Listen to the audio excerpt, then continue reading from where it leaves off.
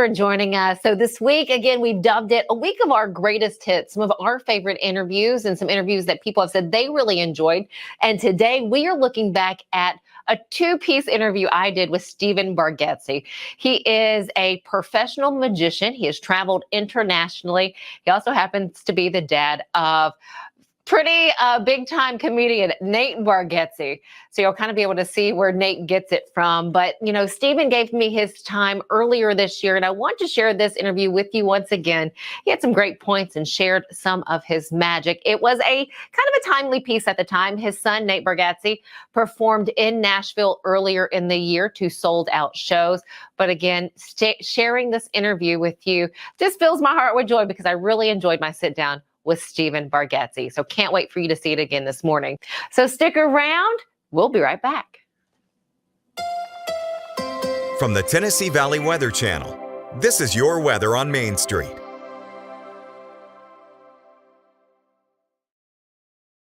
Well, good Thursday morning. Taylor Plott here. Quick update on your forecast. Starting off your Thursday, chilly once again down to the 40s by the time we get to 8 a.m. Once we go throughout the day, abundant sunshine can be expected. Temperatures back up into the 60s to near 70 degrees once again. So another fantastic fall weather day outside. Get out and enjoy it if you can. Thursday evening, we're going to be quickly dropping back down into the 40s and 50s by the time we get into the mid to late evening hours. Waking up on your Friday morning, upper 30s and lower 40s once again. Take a look at your 7-day forecast. Rain chances do return over the weekend, specifically on Sunday, and then going into next week as well. Temperatures generally in the 70s over the next several days, and then eventually getting back down into the 60s once we get into the middle of next week.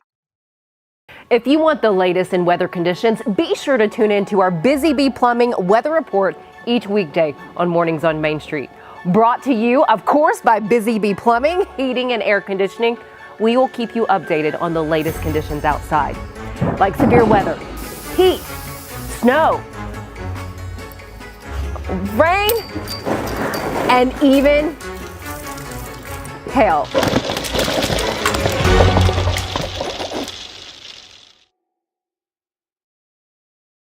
Deep in a forest at Nashville Zoo, new creatures here for you to view. Phantoms graced in black and white swing high in trees of dappled light. In rocky crags, tall and steep, small antelopes with nimble feet. A wise old man with beard of white, a sentry perched on stony height. Amidst it all, a hunter lies, with coat of gold and steely eyes. A new adventure just for you. Leopard Forest at Nashville Zoo. Open now.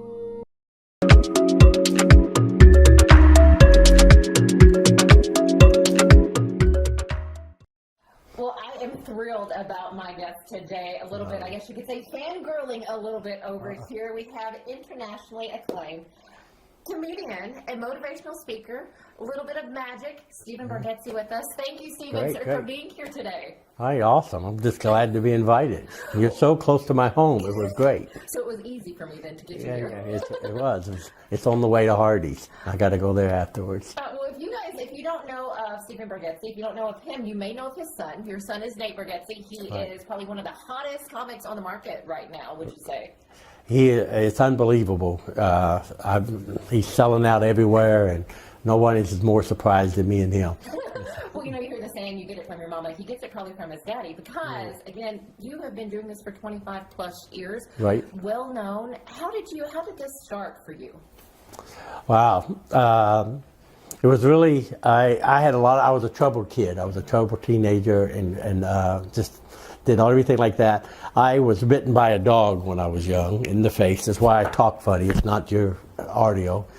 And but I had like 6 years of plastic surgery, and the ones that make you handsome, and that worked. And they take skin and rebuild your face. Most of this is my butt, but it looks. I just talk funny because I have bad breath a lot. But other than that, I had real bad speech problems when I was young and stuff, and because of that, I was placed in special education. And I really struggled in school growing up and stuff. But I had a teacher and someone who did magic, and he kind of used magic.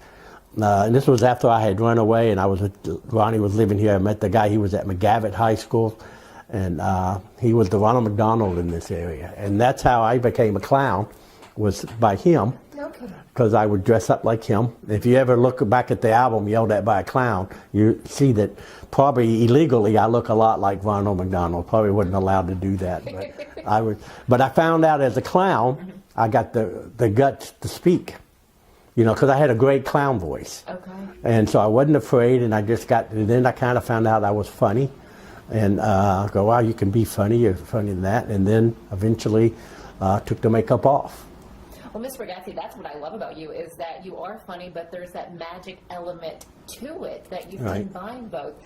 What is it like for you when you go places, when you're invited out and you get that loving reception? People are so happy to see you. They're there for you. Yeah.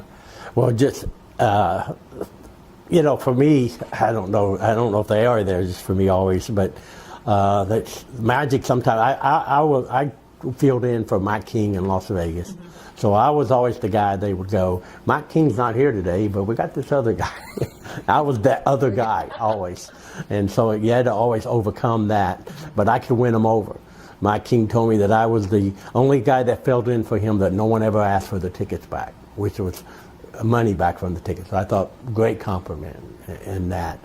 And so I've retired from most of that stuff.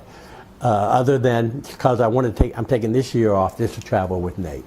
And for us to be able to do that and be on the bus, it's really pretty good. I don't like him being my boss, but other than that, it's really, really experienced stuff. Well, that's what I was going to ask you next, about that experience, being with him and seeing him excel at something that you love so much. What is that like as a father? Yeah, I have to say this because I know they watch sometimes. I'm proud of all my kids. Of course. How many kids do you have? I have 3. Okay, got it. 3. And each one of them are doing things that I would have loved to done or do. Nathan does closer to what I did, but without props. I always kid that I have to carry my talent on with me. They're all in these little boxes where Nate can just walk out there.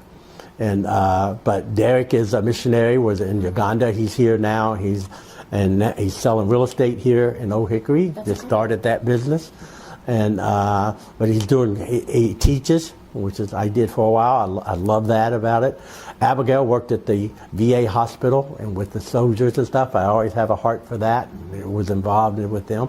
So each one of my kids are doing things that I'm very proud of, but would love I could do all of their jobs and love it. You know, we get a treat today, so we're not at Zanies. We were just here, but Stephen is going to share with us a little bit of his work, of your talent, here on Mornings on Main Street when we come back. So don't go anywhere. Stephen Bargatze sticking with us to do me a little favor. So don't go anywhere. We'll be right back. Right back. He shoots and he scores!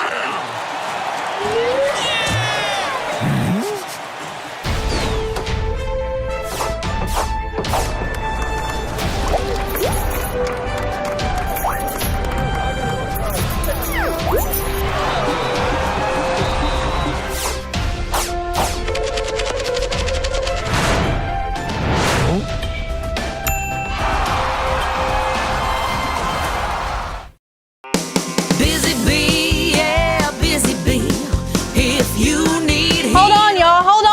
I need to make a call.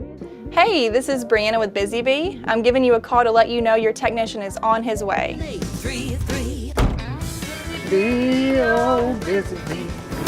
Guys, not yet. Not yet. Busy Bee, now I'm ready, guys. Call 775-7833.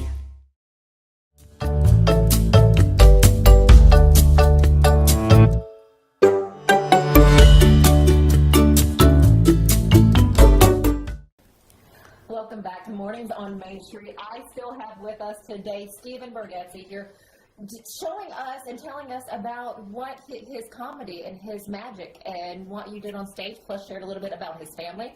But now we're going to be treated to a little bit trick. A trick, a little bit of I need you to put your hands out like this. Hold them up a little bit like that. Got it. Move them back and forth a little faster. Just want to see if she do it. Oh. Make a fist. This is really a cool trick because this is one of the first tricks that I mentioned earlier that the guy that I saw came up. He did this to me, and it like blew my mind.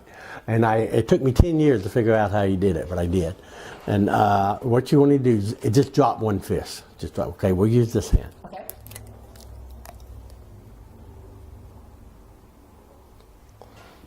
It's an X.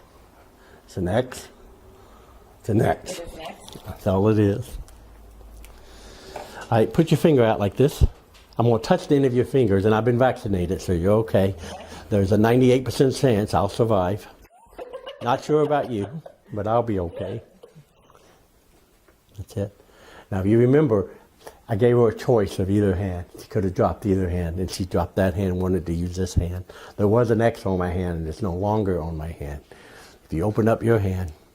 How in the world did you do that?